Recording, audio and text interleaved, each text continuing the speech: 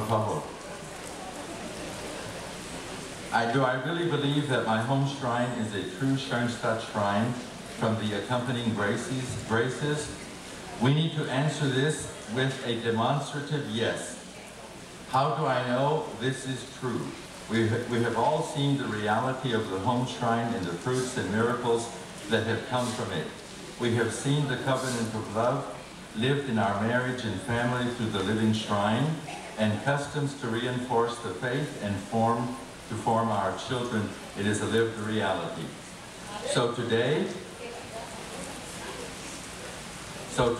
for our first presenters, we have Sue and Paul Vanderscheuren. I hope I said that right. Post it up. Huh? Members of the Family League from Wisconsin. They will present on how Father Kentenich gave a beautiful world of attachments to the families as he led them deeper into the striving towards the Nazaret family ideal in their daily lives. They will tell of their own family experiences to form these attachments in their own family as they strive to live their home shrine ideal, fountain of holiness. So without further ado, the Vanderscheuren.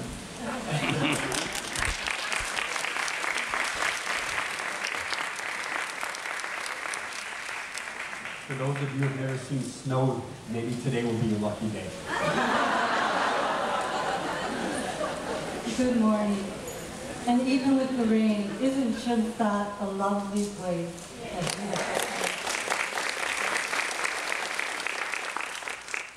I grew up not far from here, just a few miles down the road, during a tumultuous time in the church. Our parish priest had left the church and started his own religion, and nuns everywhere were leaving their convents and throwing off their religious habits. During this time, my dad would be working out in our yard, and now and then he would see sisters drive past our house. He was amazed to see sisters wearing religious habits and wondered where they were going. So one day, when he saw a sister drive by, he jumped in our car and followed her. And that is how my family came to know Schoenstatt. So Paul and I made our covenant of love on our wedding day, and our home shrine was dedicated on November 23rd, 1986, with the name Fountain of Holiness. We have 5 children and 5 grandchildren. Sue and I met at the University of Wisconsin in the fall of 1978. We were both in the School of Music. On the first day of freshman music theory, our professor said, "All of us are here because we love music. But loving music alone is not enough. We have to learn how to deal with it, how to understand it more fully, how to integrate it into our lives.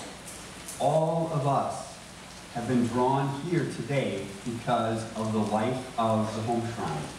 That gift of the Mother thrice admirable, present and active in the very midst of our everyday lives. That gift given to us through the hands of our Father and Founder to help educate our hearts and draw them deeply into the love of the triune God.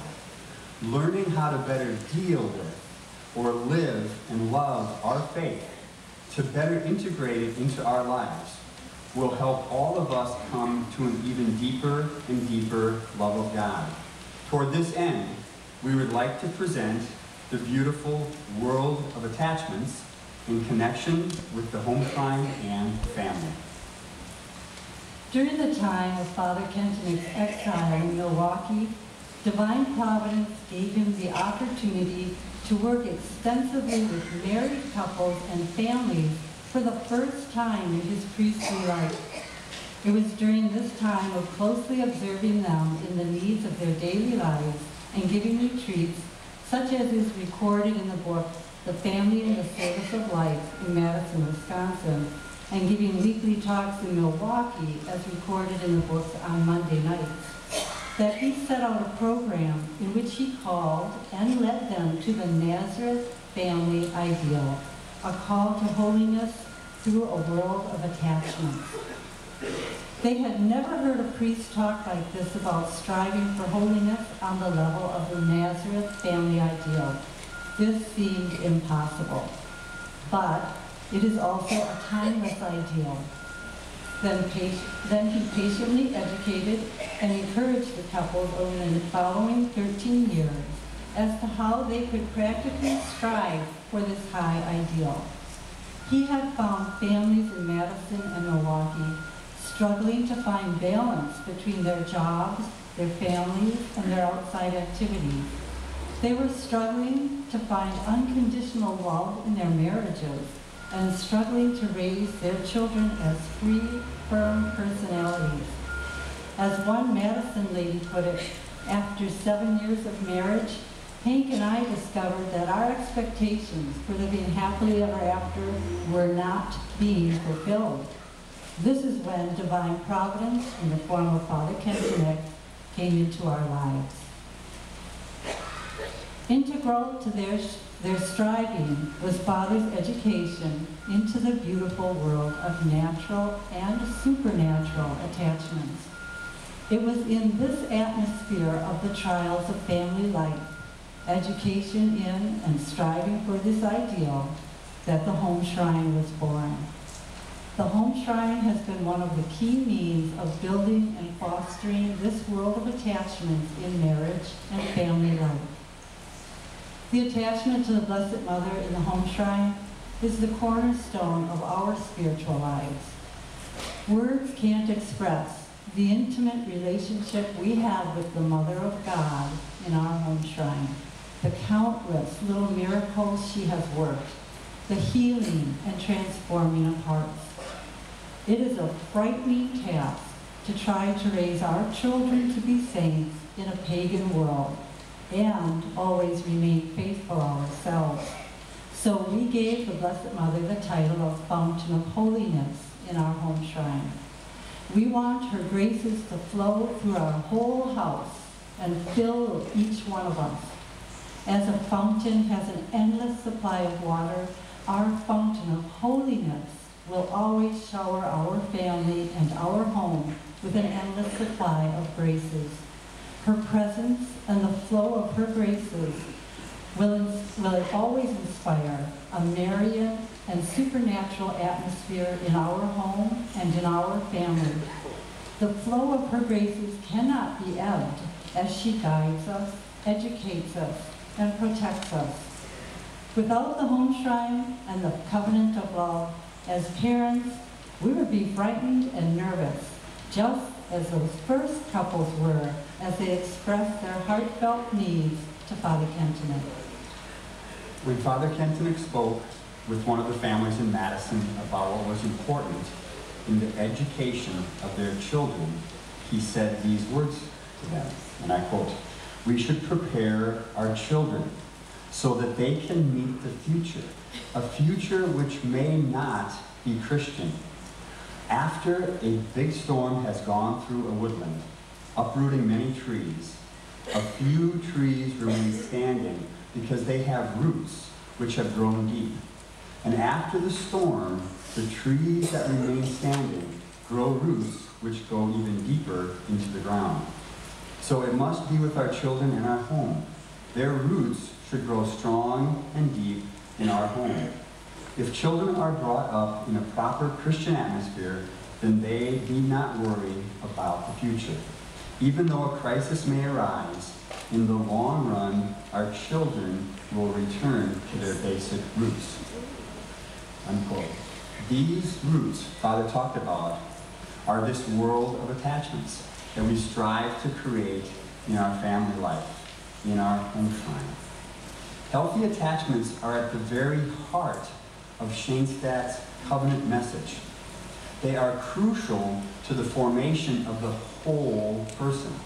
So what exactly are healthy attachments? Attachment is another word for bond or love.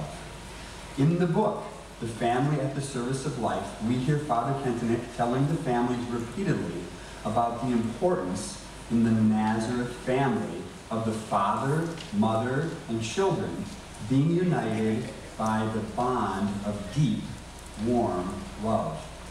Father Kentenich was convinced that modern man's deepest problem is that he lacks the ability to attach or to bond. Our society tends to lack roots. People move from one job to another, one relationship to another, one house to another, one city to another, with increasing frequency.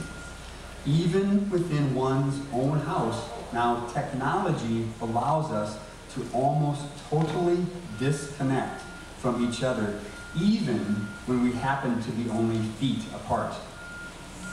In one area after another, the lack of solid roots or stability is evident. This constant drifting from one thing to another never allows the soul to develop roots and to take hold. And without these roots, the soul does not experience what it means to love and to be loved unconditionally. Not the here today, gone tomorrow love, or the what's in it for me love, but real, unconditional love. A variety of attachments to persons, places, things, values, and ideals are necessary in order to really develop the capacity to love in this way, rather than in the superficial version promoted by society today. Another hindrance to the forming of attachments is the constant distractions and interruptions we are bombarded with. Things are more distracting than ever now that our phones go with us wherever we go. And if it isn't ringing, then it's signaling a text or a tweet. It's all very distracting and interrupting and hinders true attachment. We recently saw a group of 4 or 5 teenagers sitting at a table in a restaurant. It was kind of disappointing to see that instead of talking and enjoying each other's company, they sat silently with their heads bowed, each one texting on their cell phone. Instead of forming a bond with each other, their texting created distance between them. In 1957, in speaking to the couples on this topic, Father Kentenich said, and I quote, "Is our home a shrine or is it a nest of robbers? No, my home is a sanctuary. What do I do with my shrine? I try to keep all of the noise and dust out of my home. What must I do with my family? I must keep the noise of the world out. There must be a supernatural atmosphere in the shrine of our family home." End quote. Attachments are needed on the natural level to persons, places, things, values, and ideals, and attachments are needed on the supernatural level to God, the Blessed Mother, the saints, the Mass, and the whole spiritual world. When these two levels of attachment, the natural and supernatural, are healthy and permeate each other, when they interrelate and affect each other, a person is more whole and more physically, emotionally, intellectually, morally, and spiritually fruitful. When one level is missing or is unhealthy, the person is not whole on the other level. It becomes obvious then that attachments are vital to a person's ability to really love and to be a well-balanced person. But the society we live in makes it increasingly hard to develop and foster these bonds. We often picture attachments in this way. We all know what a bicycle wheel looks like. To begin with, let's imagine that I am at the hub or center of the wheel. Each spoke of the wheel symbolizes one of my relationships, one of my attachments to another person, to a place, a thing, a certain value or ideal. All of these attachments should lead me ultimately to God, who unites all things, holding them together, forming the outer rim. When all of my attachments are healthy, The wheel is in balance. But if there are unhealthy bonds, then one spoke after another may break or be absent, and the wheel will come out of balance more and more and finally collapse. Therefore, fostering and maintaining healthy attachments in my life will lead me to a deeper love of God and will keep my life more in balance. In 1956, Father Kentenich said, I quote, "What comes closest to heaven? Not movies, nor cars in which we travel through the world, not dancing, not magazines, not radios. What comes closest to heaven? The little family home. Will your children look back and say the same? Where a person is born and raised is the most beautiful place in the world next to heaven, no matter if one has money, fame, builds many houses, enjoys life," end quote. I can say that these words are true for me. God blessed me with wonderful parents who really lived the belief that family comes first. They made every effort to create unity in our family and make our home the place we wanted to be. We did things as a family. We always had dinner as a family and never in front of the TV. We even did our homework together, all of us sitting around the table doing our work. We loved to have popcorn and watch family slides. This was before the digital age. We went boating and camping as a family, and we prayed together every day. Our home had a definite spiritual atmosphere even before my dad followed a sister to Schoenstatt. But after that, we also had the grace of a Homeshrine. All of these things I've mentioned created healthy attachments for us children as we grew. We still have a strong family bond, and all of us 9 children are very devoted to our parents. Through these attachments, we learned how to love, and our lovely family life, our home life, gave us a glimpse of what our heavenly home will be like. The home my parents created started us firmly on the path of striving for that heavenly home. There can be different levels of attachment to the people that God has brought into our lives.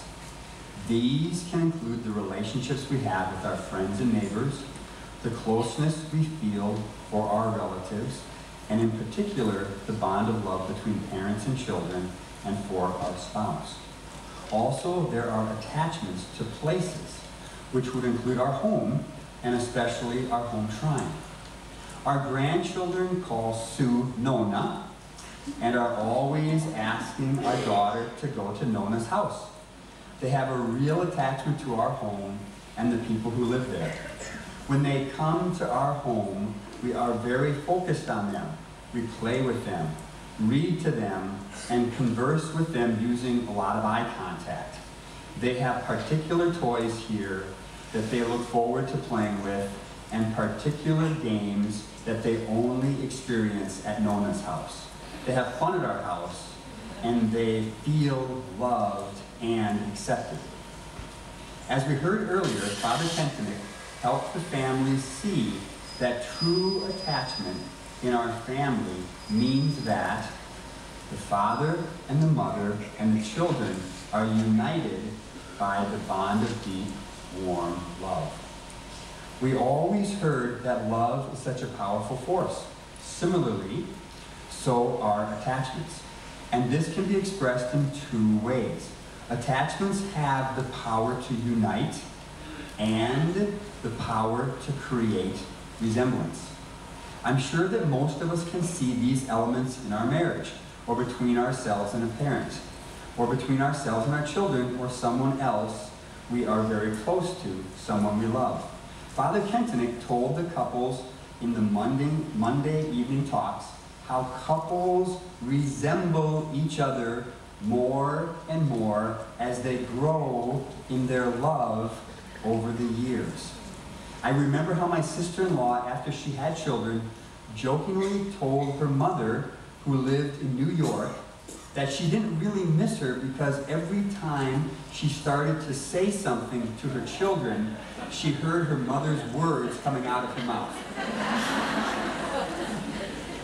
The unifying factor of attachments is so strong that Father Kentenich also expressed it in another way as, I am in you, you are in me, we too are in each other.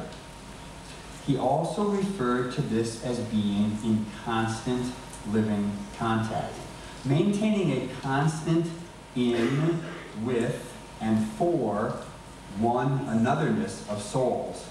What that means is that not only do we like each other enough to be with each other, but we love one another so much that we become a part of the other.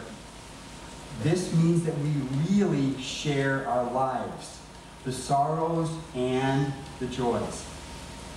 In 1957, Father Kentenich told the couples, each one should carry the burden for the other one. I should take the crosses and burdens of the other on myself. When you divide a cross, it becomes half as heavy. But when you divide or share a joy, it becomes a double joy. This idea of being united explains so much of the church's teaching about our relationship with God. I am in you, and you are in me, and we too are in each other. Means that we share in God's life. If I love God, if I'm attached to God, then the power of that attachment unifies us. I am in God, and God is in me. This is also true in marriage. I love my spouse, and I have taken vows to keep that unity of life. That I'm in her, and she's in me, and we too are in each other. And we strive to keep that unity of life alive until death do we part. Now on the flip side, we can see the harm that can come about if we were to become attached to someone or something that is ungodly. The law of I am in you and you are in me and we too are in each other, the law of unity, would still apply. Father talked about attachments being organic. They are an inseparable part of the whole. They cannot be isolated or insulated from the whole. I cannot have an attachment and claim it is separate from who I really am, or that it will not affect all aspects of both my natural and spiritual life. I think a universal worry for parents is, what if my child becomes attached to someone who is not good for them? As parents, we know the effects are truly organic.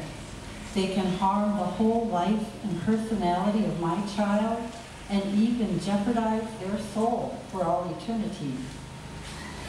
When our son Michael was a freshman in high school, a very pretty girl asked him to a school dance, and he accepted the invitation. The problem was the girl was a Hindu. I said, Michael, we have talked to you since you were little about how important it is for you to marry a Catholic, and that you should not date anyone you would not marry. This girl is not even a Christian. He said that he had been caught off guard and didn't want to be rude.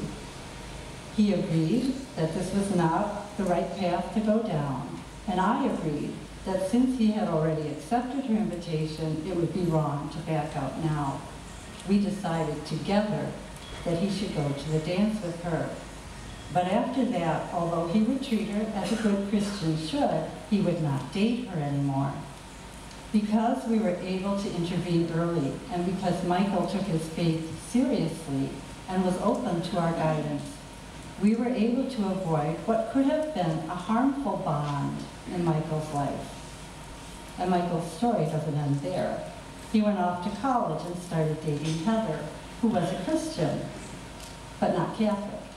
He told her from the start that he always knew he would marry someone who was Catholic.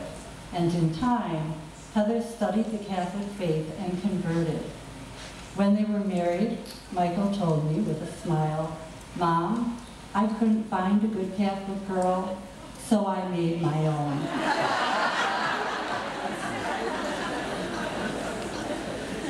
There's also another power of attachment, the power to create resemblance. This goes to a deeper level than unity. Now we have a harmony of hearts and inclinations. Not only our mind adopts the attitude of the one we love, but our heart, instincts, and drives do also. We do not just accept things intellectually, but now with our hearts and souls. With this power of attachments, we do not just love the Blessed Mother, we actually begin to become another Mary. Father gave a beautiful example to illustrate this harmony of hearts as he spoke to the families about the Nazaret family ideal. He told about the example of St. Therese, the little flower's relationship with her father. He related this: St. Therese saw God in her father, and all the great gifts she received from God came not from God directly, but from her father. She even learned from her father how to love our Lord. She did not get that directly from looking at our Lord. Let me now explain how she could say, "For me, my Father is God." Imagine what it was like when this tiny child, who loved her father deeply, was taken along to church. She adored her father, as it were, and vice versa. The father adored his little queen. They loved each other deeply. The child obviously watched what her father was doing closely. While her father was praying, the Blessed Sacrament was exposed. The child did not look at the altar. She looked only at her father. And through her father, and in her father, she saw God. How wonderfully she describes this. Since her father was gripped by the presence of God, the child was also gripped, but by the God who was present and living in her father. Unquote. This power of attachment is also beautifully illustrated in the living shrine stream that was developed here with Father and the families. The living shrine symbol I choose as my own in the Homeshrine demonstrates this power of attachment. I choose a symbol that possesses qualities or virtues that I want to imitate, something that I want to resemble, that I want to be.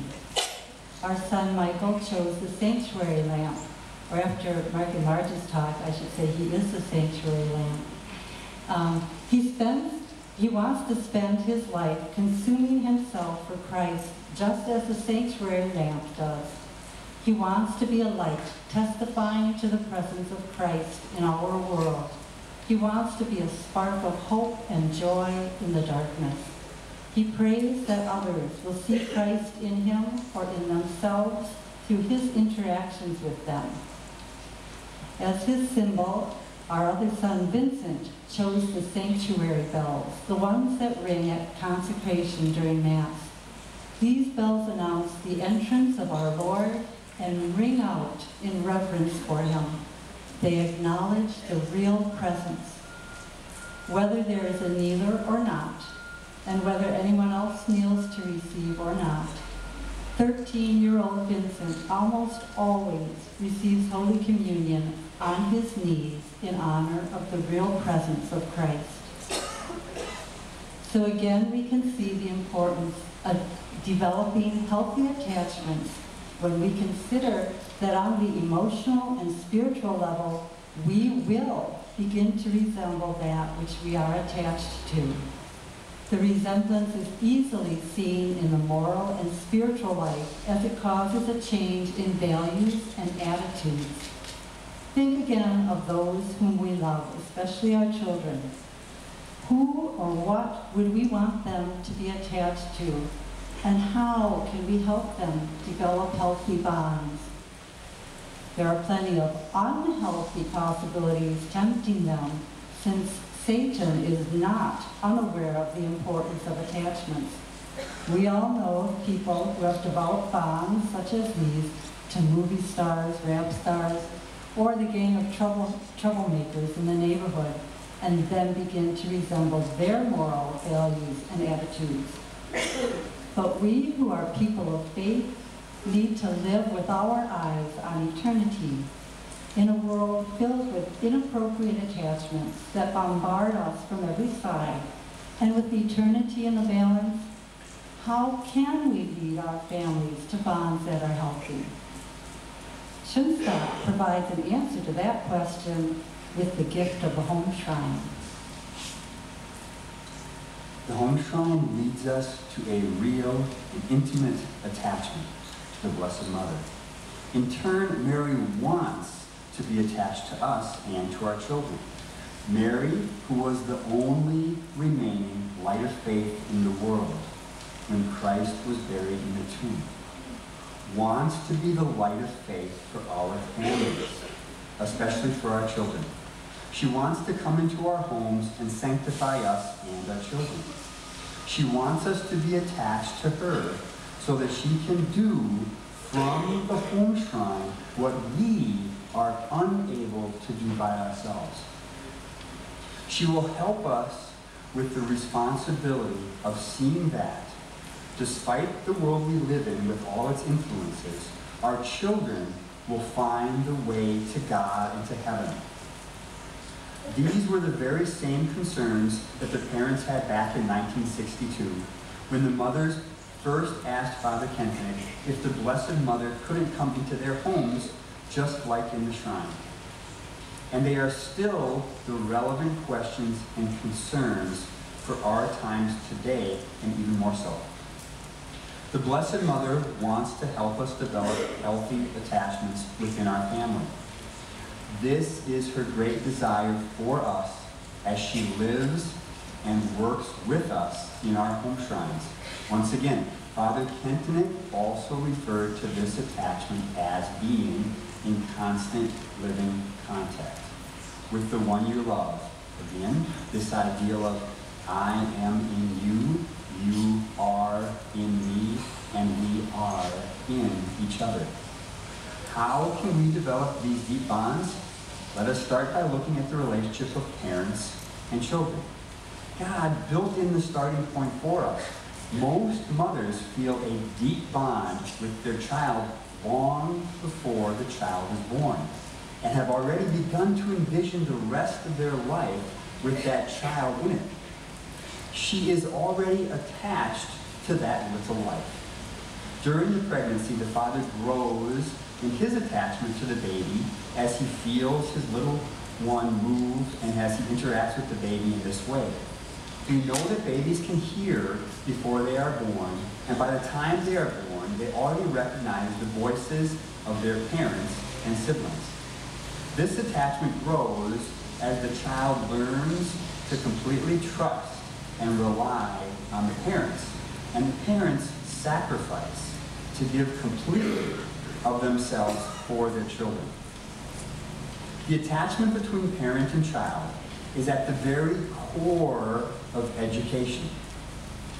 In his talks with couples throughout this time in Milwaukee, Father Kentenich spoke very often about parents being the first educators of their children.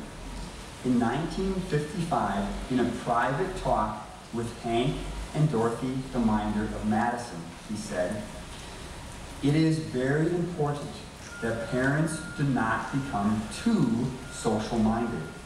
It is very important that they stay home and spend their time with their children," unquote. Again, in 1958, he told them, "It is so important for you to retire from your activities and devote your time to your family, because what goes into your children's minds now is more important than what anybody can tell them later on.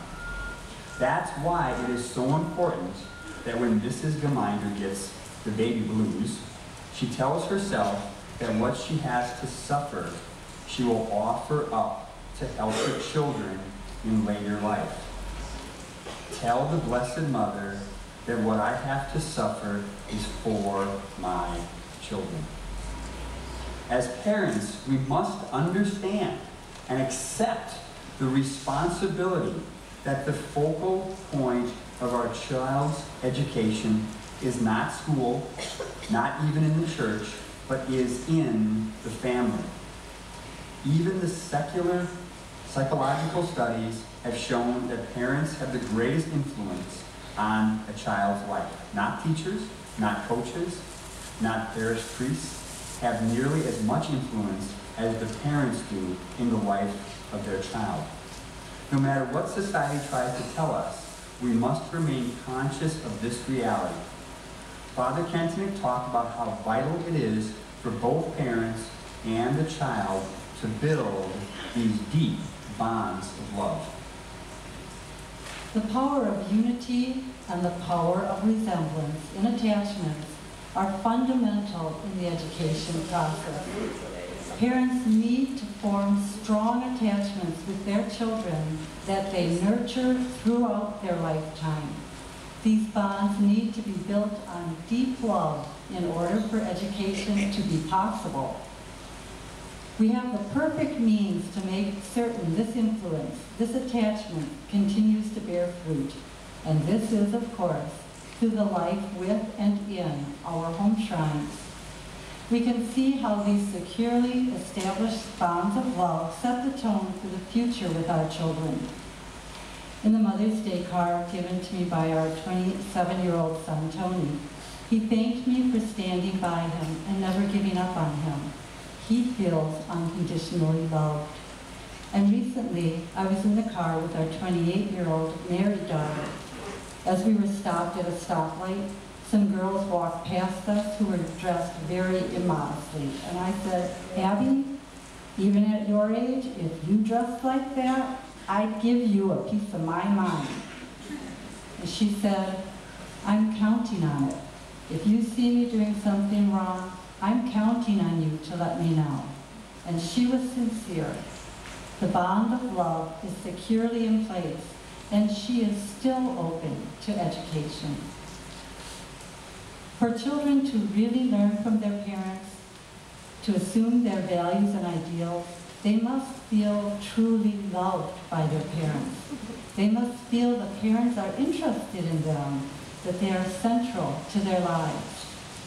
Parents are often motivated to strive for holiness, in part because of their desire to set a good example for their child. The child may at first strive for holiness in order to please the parents, and then, as they grow, ultimately, to please God. Once again, this happens in what Father Kentenich called the atmosphere of constant living contact. How do we nurture and sustain that attachment? If we take Father's words on the definition of the Nazaret family seriously, making, as he said, the child's interest my interest, then making time to spend with our children is a way of nurturing healthy attachments. Father Kentenich talked about the importance of parents really taking time with their children and the importance of playing with them. Parents need to spend time with their children to truly know them and build the bonds of love and trust. Once again, this constant living contact with the child and the child knowing that they are unconditionally loved. But parents need to really know their children and to take on the interests of the children, making the children's interests their interests. In the talks of Father found in the book, Foundations of Education in the Home, we hear Father tell the couples, and I quote, the children must feel that when I come home, I live in them, that I make their interests my interests, and mine theirs. Children's interests vary and are not always the same. If the toddler is interested in playing, then I play. When the child grows and develops different interests, I must adapt my interests and make those interests mine. Here we see what it means to live in, with, and for one another. For instance, in our family last fall, our son Dominic took up hunting. This has never been an interest of mine, but I helped him get the equipment he needed, and seeing his new love for this sport, my own enthusiasm grew.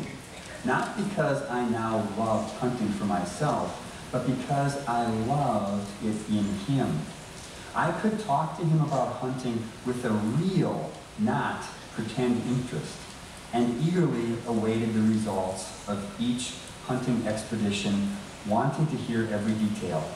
I did not just equip him for hunting, I made his interest mine.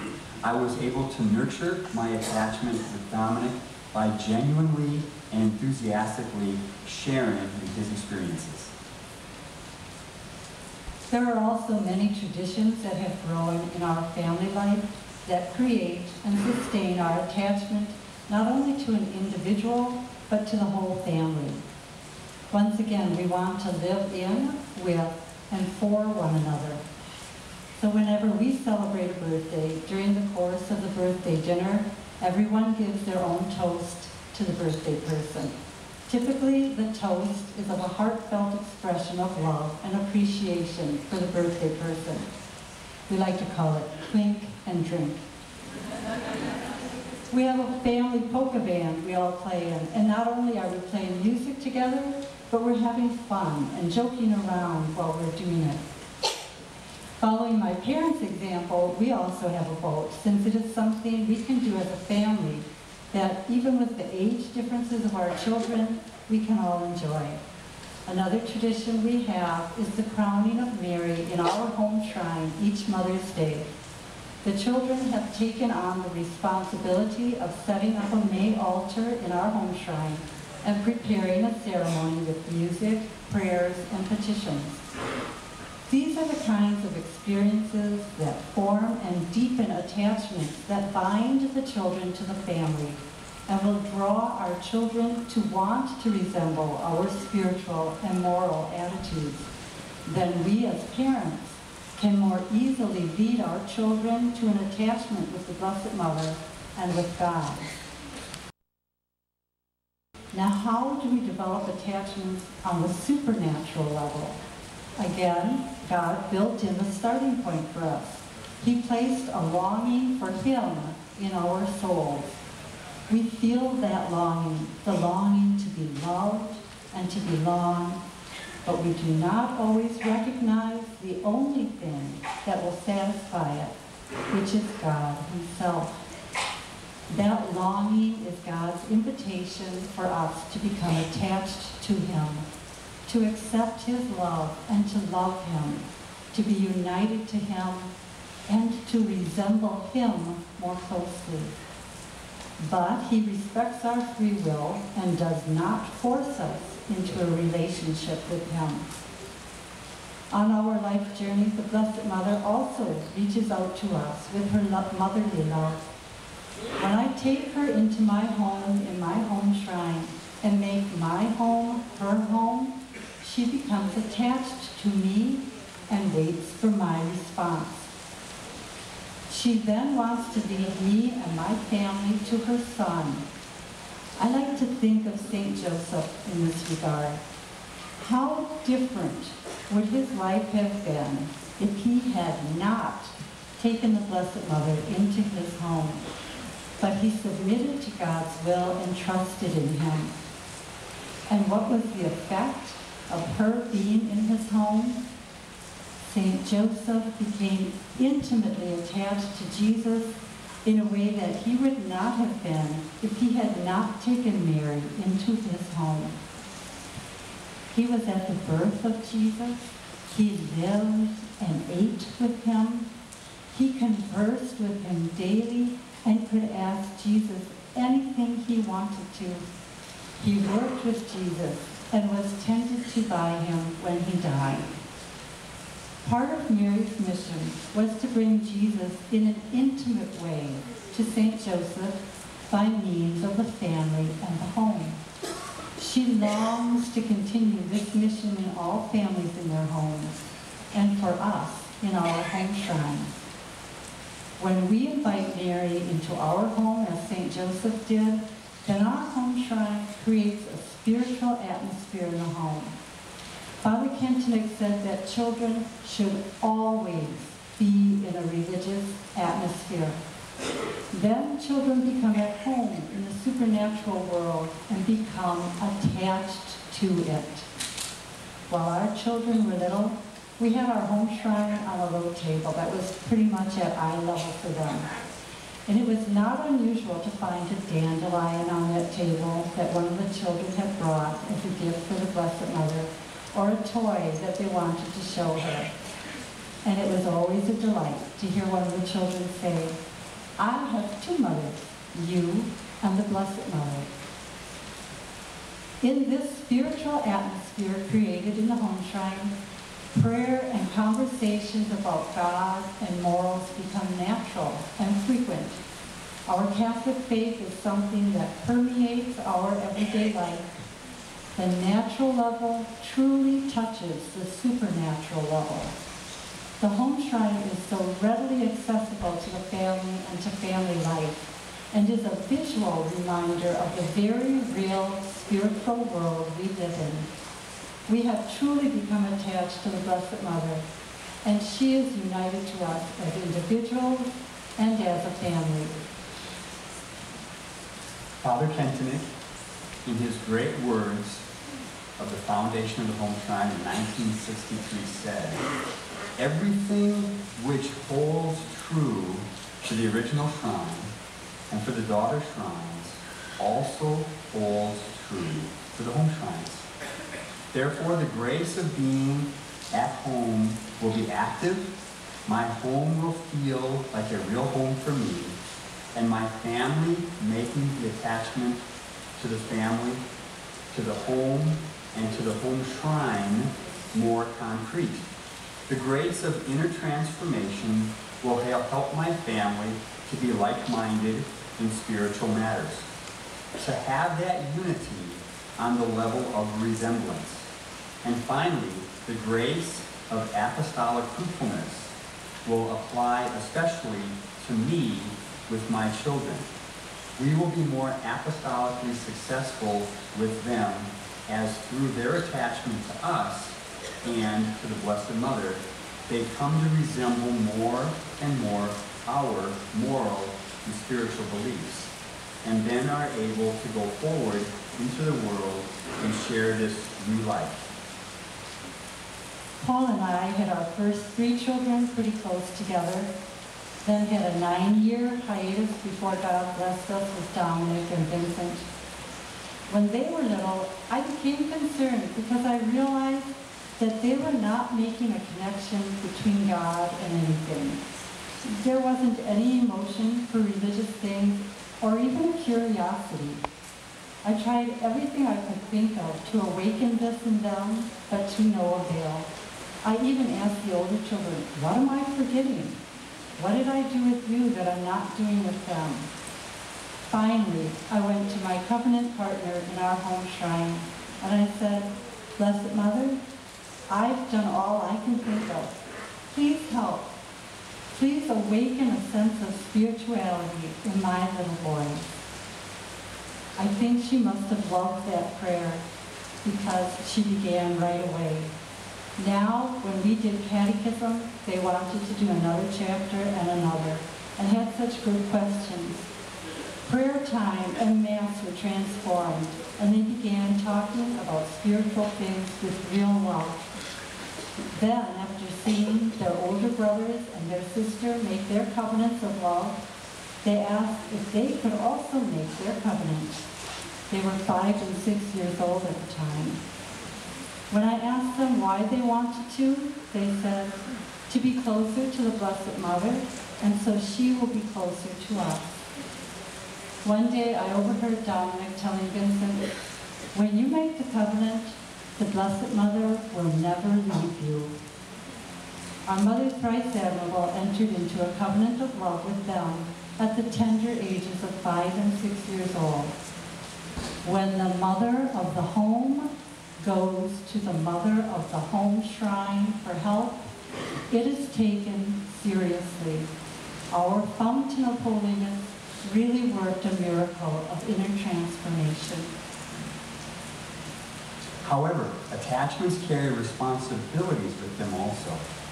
When talking about God's and the Blessed Mother's attachment to places, in particular now the Homeshrine, Father Kentenich in May 1964 to the couples in Milwaukee stated that we could say that certain laws of attachment apply.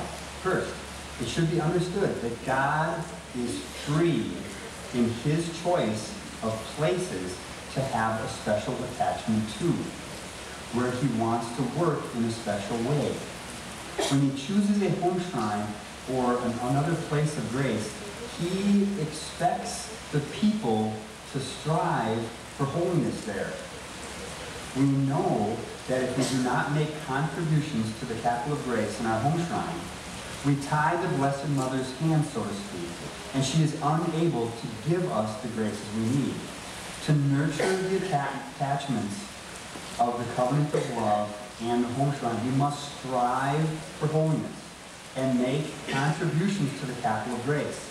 We must prove our love to the Blessed Mother.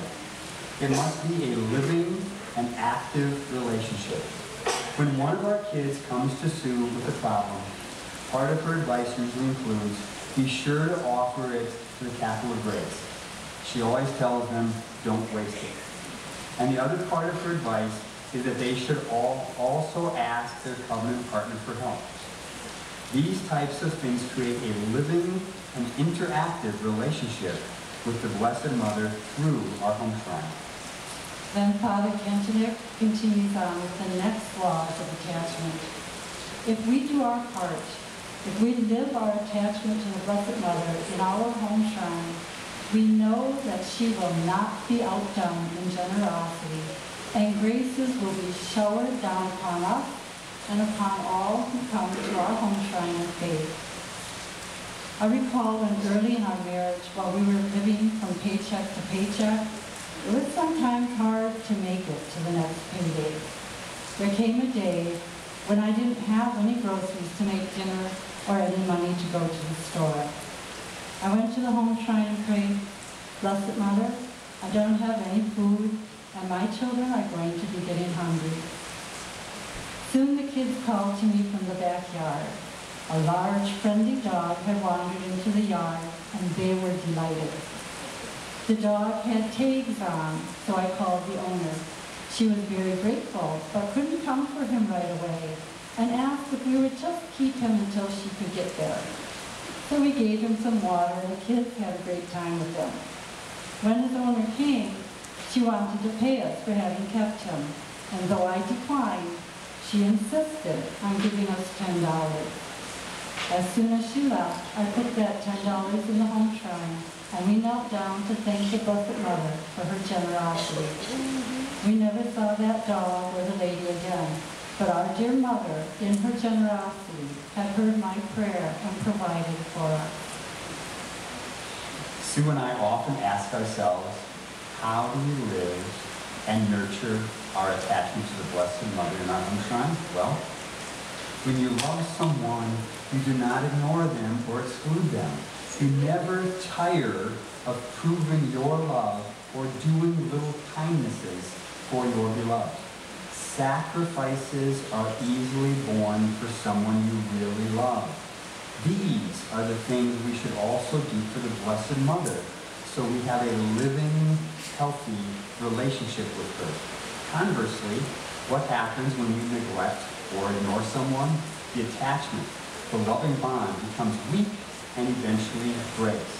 Father expressed it this way, that, quote, when the people united with the shrine stop striving for sanctity, then we must expect that God will remove his special connection to that place, unquote. Father Kentenich often spoke about how theory or reason alone cannot gain sanctity for us, nor can simply living a good life, but that sanctity takes a deliberate cultivation of a life of love, in taking actual steps in our everyday life.